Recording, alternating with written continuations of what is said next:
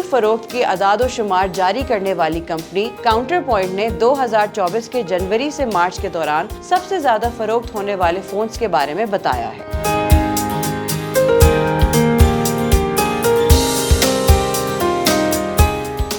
दुनिया में इस वक्त सबसे ज्यादा फरोख्त होने वाला स्मार्टफोन किसी एंड्रॉयड डिवाइस बनाने वाली कंपनी का नहीं, बल्कि दुनिया भर में एप्पल के महंगे तरीन आईफोन का गलबा रहा।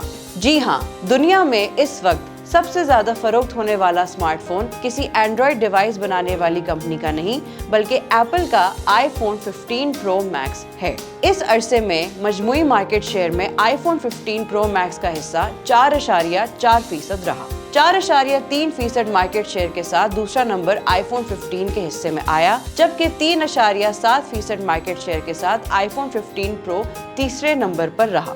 चौथे पर भी एप्पल का ही आईफोन 14 मौजूद है, जिसका मार्केट शेयर 1.9% रहा। जनूबी कोरियन कंपनी के गैलेक्सी S24 अल्ट्रा के हिस्से में 5वां नंबर आया।